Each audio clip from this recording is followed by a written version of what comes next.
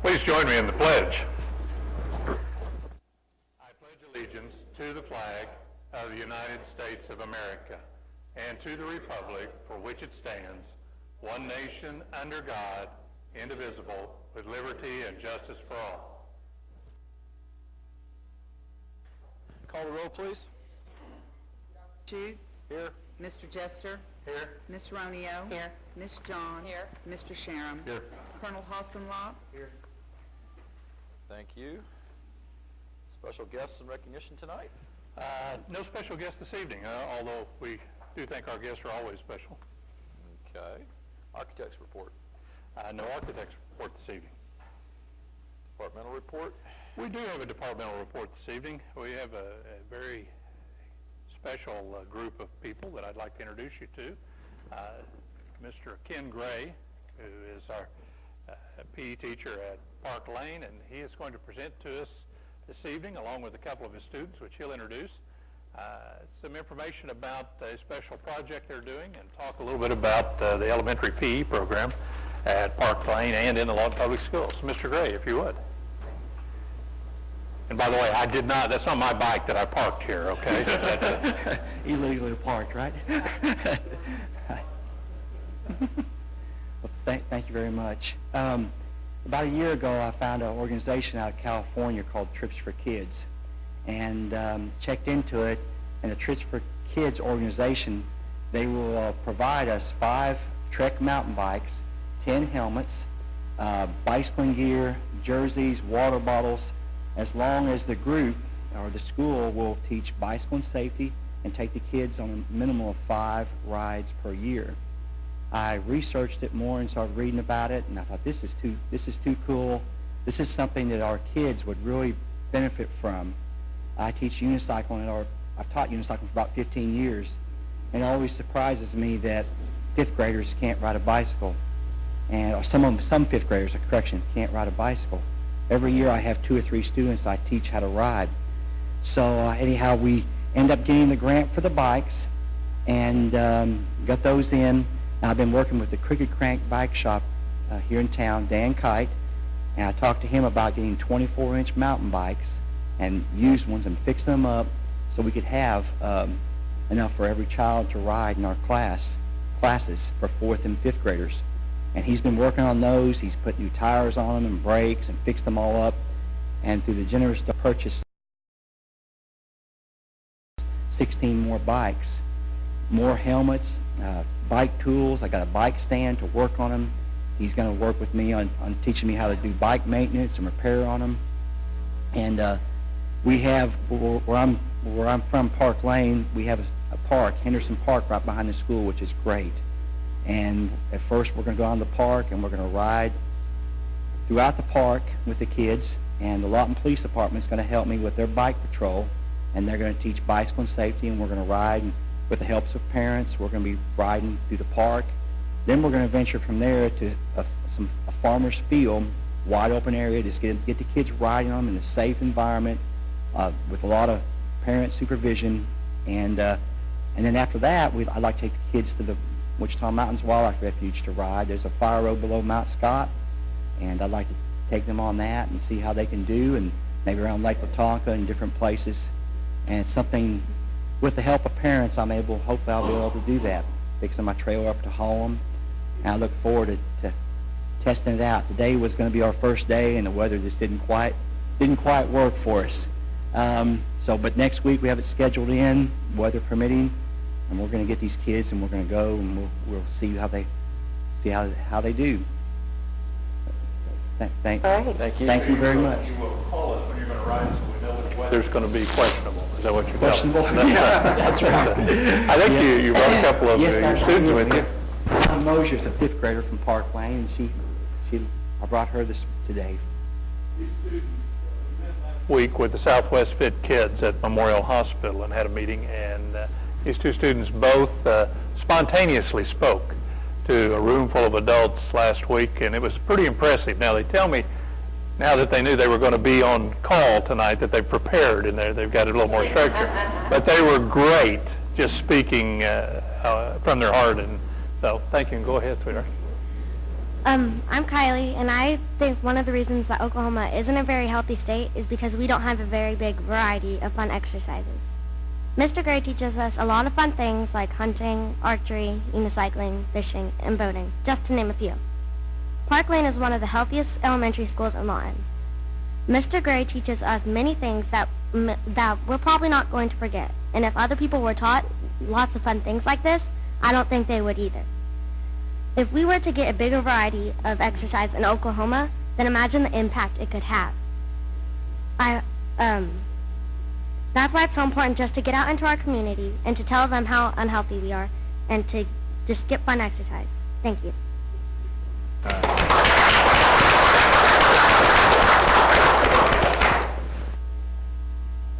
Cool shirts. My name is Gunnar Smith from Park Lane Elementary, and I think Fit for Kids is a great way to lower the percentage of obesity in Oklahoma. Our PE teacher, Mr. Gray, has bought 21 mountain bikes, and Mr. Gray will be taking Park Lane 4th and 5th graders out to the refuge for a few field trips.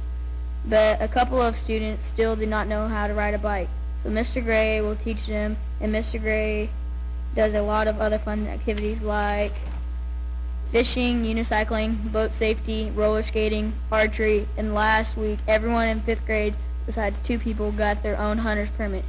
Mr. Gray has proven success in all of these, so please continue to support him and the kids in our new adventure of mountain biking. Thank you.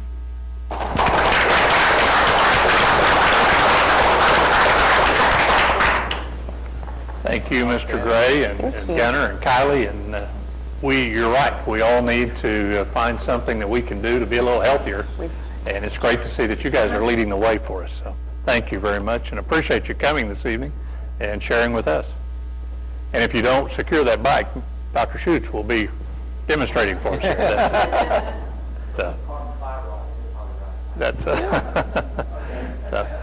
Thank you all very much. Appreciate it. Any comments from the board? Any questions? It's outstanding. Yeah, Really outstanding. great. Thank you. Really, really great. Report of the superintendent. Thank you.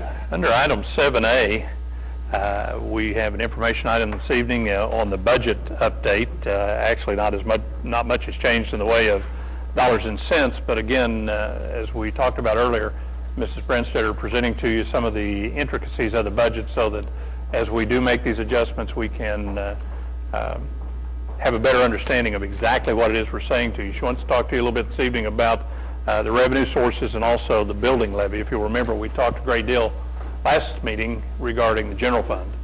And so, Mrs. Branstetter, if you would. Thank you. Good evening.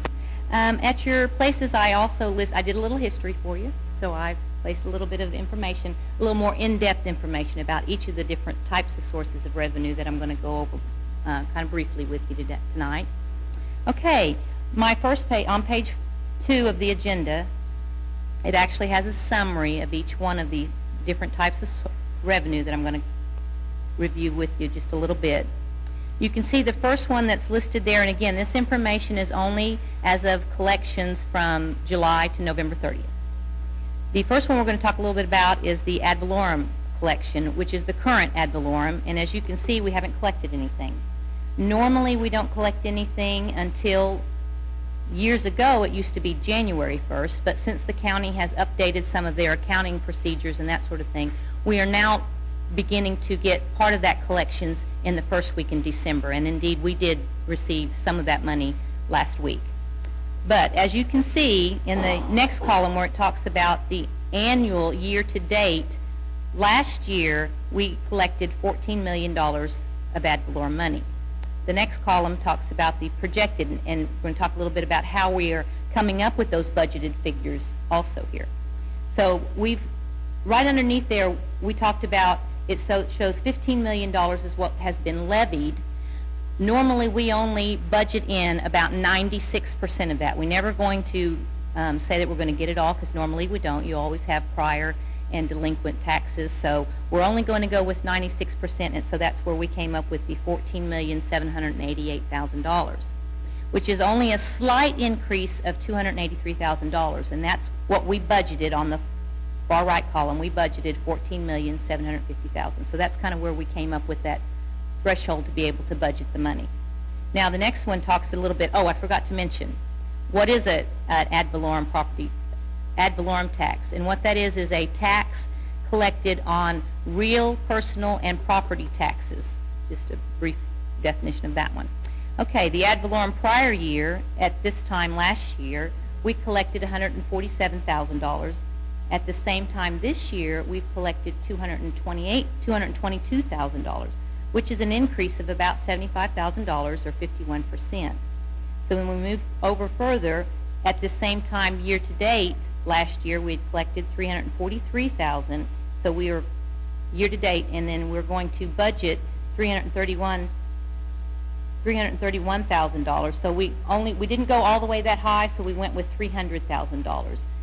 Normally, that's kind of where we go. We stay at the threshold of $300,000 because obviously you don't know how many people are going to be delinquent. So that's kind of traditionally that's where the district budgets the prior years at $300,000.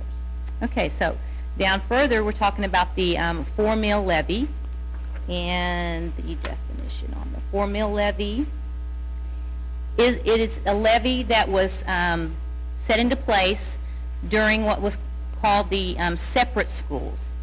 And this levy was provided in order to raise money for those types of schools. It says when the desegregation was implemented in Oklahoma in the mid-50s, that 4-meal levy became a county-wide source and then is now divided among all the school districts based on our average daily attendance. Okay, so our 4-meal levy, as of November 30th, we've collected 17.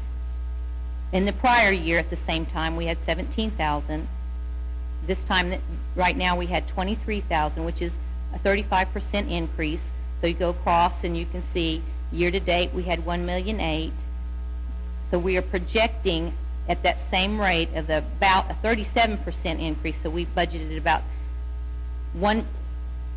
If you do the calculation using that same 37%, it's going to show that we're going to collect $2,574,000. But right now we're only budgeting $1,850,000.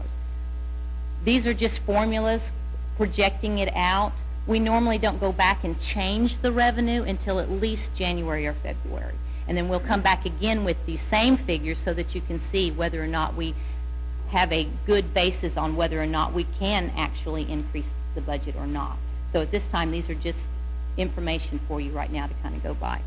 Now, the county 4-meal, which it's a mortgage tax, is what that one is. And you can see right now, at the same time last year, we were at $132 million. This year, we were at $174,000, excuse me, and that's a 32% increase. So then when we calculate that out over the year, the same year period of time, we collected $437,000 last year. You use the same formula and project it out, you're at $568, but we've only budgeted $430.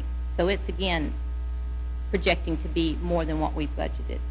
Okay, the gross production, which is, again, a tax on our gross production in the state. Okay, we can see that one, it does, typically some of the next 2 or 3 of them, they typically flip-flop every year. Sometimes they're up, sometimes they're down, so that's why they're extremely difficult to forecast, because at this point right now you can see it's down 51%. Now, when you go over further, we have budgeted $98,000. If we went and changed the budget now back down to the $47,000 that using the formulas, it would be down slightly. But again, we won't really know that for a few more months. Okay? The motor vehicle, it's up about 8%. You can see that there.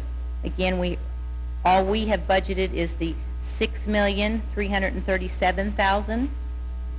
It is on the rise, possibly, up the potential at $563,000. The rural electric, I did want to mention that one. Of course, we know what that is. The rural electric is a tax on the rural electric co-ops. It's down slightly by a mere 5%, so that's not going to be impacting us much. If you use that same percentage and go over, we're only going to collect 33%, $33,000, where last year we collected $35,000. So we've budgeted it at 35. That seems like that one's going to hold up pretty well. Okay, the state land earnings. I do have to mention on this one, the state land earnings, of course, is a revenue collected on land that was set aside at statehood, and they are leasing it, and then that money is then distributed among the schools every month. Now and it's on the interest of that land lease. Not if they sell the land, they have to keep it in principle. They can't distribute that out.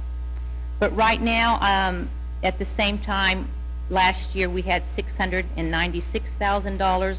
At the end of November this year, we have $646,000, which isn't a whole lot of difference there, but it is a 7% difference. Now, I will say that the actual year-to-date last year, the $1,929,000, that figure actually had an additional $700,000 in it. And when I called to verify that with them, there was an additional bonus that they gave us last year. So when I fully assumed that the revenue was going to be the same, but when I called and spoke with them, indeed that's not going to happen again. So I have then, as you can see over on the budgeted column, we have budgeted $2 million. That's why it's off, is because of an exceptional deposit that was made from last year that they said they don't anticipate giving us again. So we more than likely will need to lower the revenue when we get ready to make the adjustments. Okay, and then the vehicle stamp tax is up by about 29%. You can see that there. So we've budgeted about $18,000, and it's going to be up about $16,000 more than we've collected. So overall, you can see the potential here is that the revenue could possibly be up by $830,000. But again, we won't make those budget adjustments until at least January or February. But you had asked the question last month about where they were at, so I thought I would give you that information. Okay? All right. Page 3 talks a little bit about the levy. The levy itself, I tried to put it in the same format I did with the general fund. It's pretty simple, straightforward. It would have been simple until about a month ago when we got the DOD grant that now has the $37 million in it. So it's going to be kind of difficult if you went to just look at the actual printout that's on page 4. You can obviously see that it shows we have $37 million left, which indeed we don't, because the $37 million is that grant to build the Fort Sill School. So at the top, when you're talking about the district-wide portion of the levy, we've budgeted $2,661,000. As of November 30th, total together encumbered and actually spent is $2,650,000, which is ultimately 99.59% of our budget to date. If you only go with what we've actually paid out, we have expended 40.45%. Now, when you take that into consideration of where the revenue is at, of that $2,661,000 revenue, we've only collected $622,000 of revenue. So that's only 23%. So you can see at the bottom of the page, it shows that the actual levy, cash balance in the levy, is a negative $453,000. Now I will say that, again, the collections on it usually come in because it's mainly ad valorem money. So yes, we have already received money last week, and the biggest portion of it, and you'll see that these figures will drastically change in the next 30 to 60 days. Okay? And then as we also, I want to mention about the grant itself, the $37 million grant to build the schools. We will have to draw that money down. Each time we make payments out to the contractors or the person that's going to build, we will then draw that down. So hopefully it won't be a matter of 5 days at the max that we will be out, so that won't hurt our cash flow in that regard, okay? Now, I want to also mention on page 6, the one other fund. We're going to try to go over all the funds, so I didn't want to leave this one. It's very small, but I didn't want to leave it out. It's called the co-op fund, and inside it there are 2 grants that are running inside it. It is the Alternative Education Grant and a federal Title II Math and Science grant, which is just basically the carryover from last year. It's pretty straightforward. It's sitting at $638,000 budgeted together with those 2 grants, and we've expended $584,000, so that's 91% of it, and the majority of it is strictly salaries, and you can see that in the encumbrance side of it. So what we've actually expended is 34% of it. Revenue-wise, we've collected 41% of that revenue, so its cash balance as of November 30th is sitting at $45,000. So that fund is self-sufficient. It doesn't increase or decrease or hurt the district in any way. Okay, that's all I have. You have any other questions in regard to the revenues? I have a statement. Please pay your property taxes. I did today. Yes. Thank you, Mrs. Branstetter, very much. There are several things in here that as we go through, as Mrs. Branstetter has alluded to, over the next 60 days will change dramatically. What we will do at that point is bring this back to you and show you how those numbers are evolving. I hate to say it this way, but it's just factual. The construction of a budget is basically on guesstimates based on prior year revenues, and you never know, as Mrs. Ronio has pointed out, paying taxes year to year, the economy impacts that. The prior year taxes sometimes are slow to come in, sometimes they come in at a greater or at a much faster rate. The current year taxes are the same way. We can estimate pretty close that they're going to get 95% of those taxes, but it will be it will change the next, as I said, the next 60 days, and we'll bring these back to you. The other thing I would like to point out to you is that in the motor vehicle taxes, we get a flat amount of that unless our collections exceed that number. We will get the 6.3 million, 6.385 when they capped that a few years ago, when they changed the price of tags and went down, they capped it, or didn't cap it, but they froze it at that level. So this is what you will receive unless your county or your district collects more. And so we're at a rate right now where we could actually, for the first time since that occurred, collect more in the motor vehicle. It is my policy as superintendent, and I think is certainly one that has worked, but not because it was mine, but to be very conservative in estimating revenues, because you never know when you're going to have what we're seeing here, where you'll have a spike in one, but you'll also have that dip in the other, and you just simply don't want to get out and start spending money that has not been collected until you know that period of time has transpired and you know exactly where you stand. So I appreciate Mrs. Branstetter's work, and she'll continue to keep you up to date. I think it's very important you know where our money comes from, and we hope that it gives a little better understanding, because it is certainly one of our top priorities right now to keep the budget out in the forefront. I appreciate you doing that, Diane, because not only do we need that information, but the public needs it too. So thank you.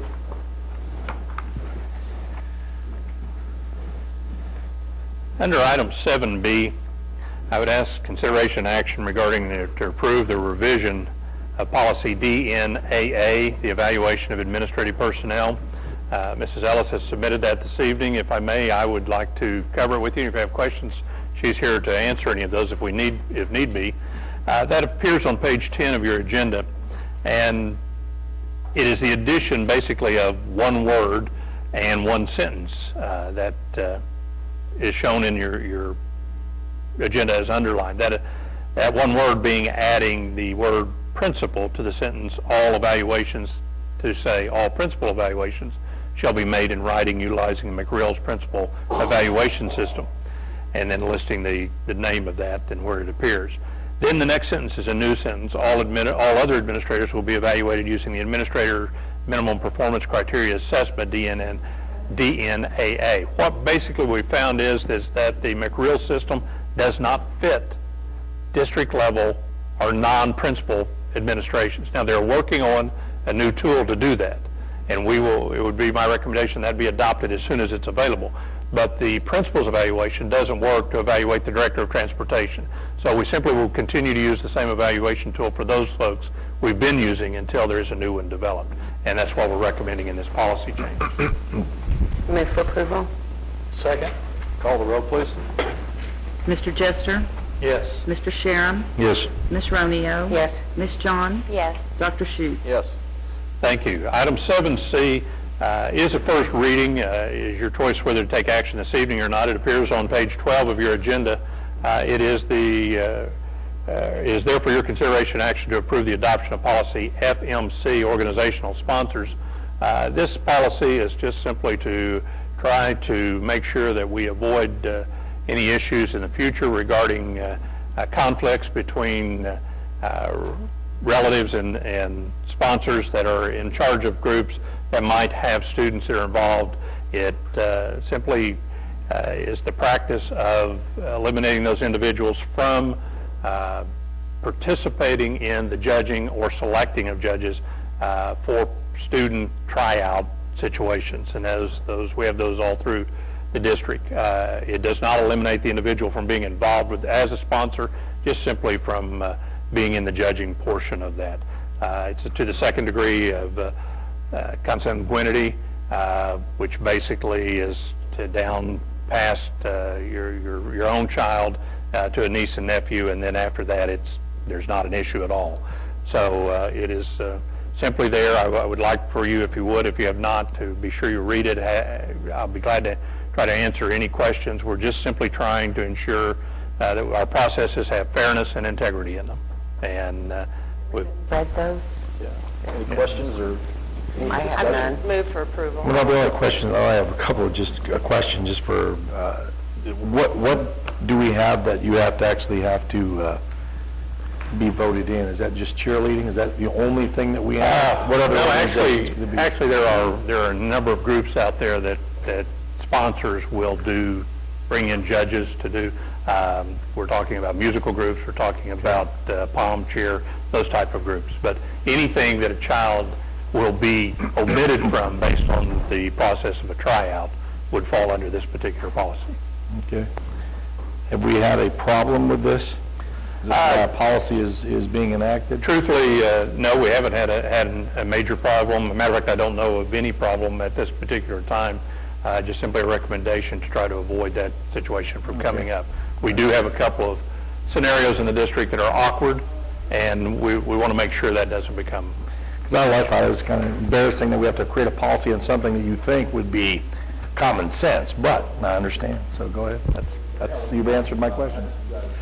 Actually, the initial policy or the initial wording about the first couple of sentences came from the State School Board Association. Then I took that information and extrapolated it on out to where it would fit best within our framework. So. Okay. Yep. That's all I had. Okay. Question-wise. Any other discussion?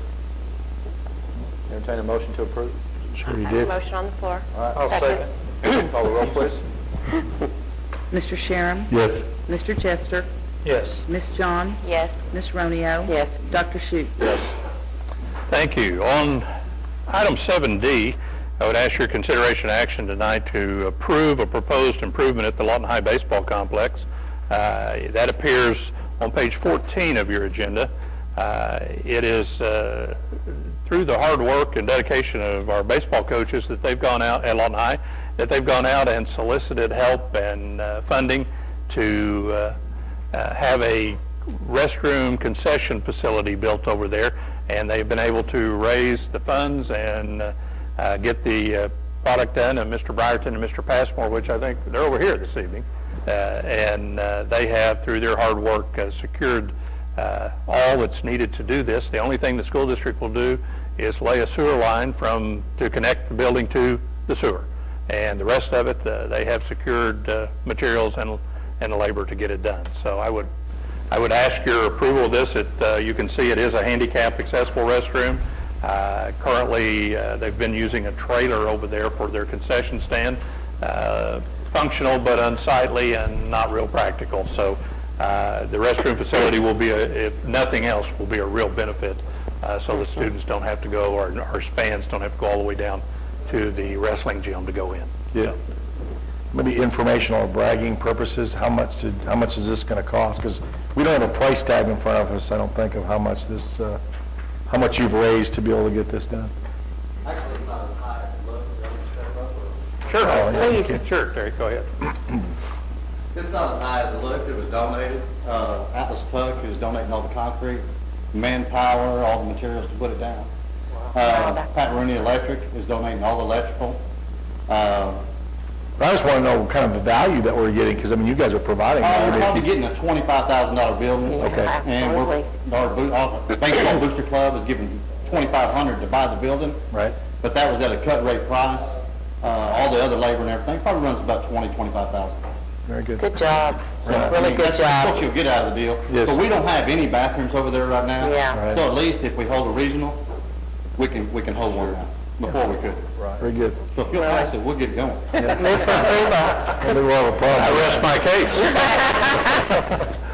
Second. Ms. John? Yes. Mr. Sharon? Yes. Ms. Romeo? Yes. Mr. Jester? Dr. Schutz? Yes. And thank you, gentlemen, for your work and going out and soliciting Actually that. appreciate you a great deal. Outstanding. We have a tremendous amount of support around our community like that, and sometimes it goes unmentioned, and it should always be in the Absolutely. forefront. So thank you very much. That's all I have for you this evening. Thank you. Any items need to be removed from the consent agenda? Yeah, entertain a motion to approve, please. So moved. Second. Call the roll, please. Ms. Romeo? Yes. Ms. John? Yes. Mr. Jester? Yes. Mr. Sharon? Yes. Dr. Schutz? Yes. Okay. Executive session tonight. Entertain a motion to go into executive session. So moved. Second. Call the roll, please. Mr. Jester? Yes. Ms. Romeo? Yes. Mr. Sharon? Yes. Ms. John? Yes. Dr. Schutz? Yes.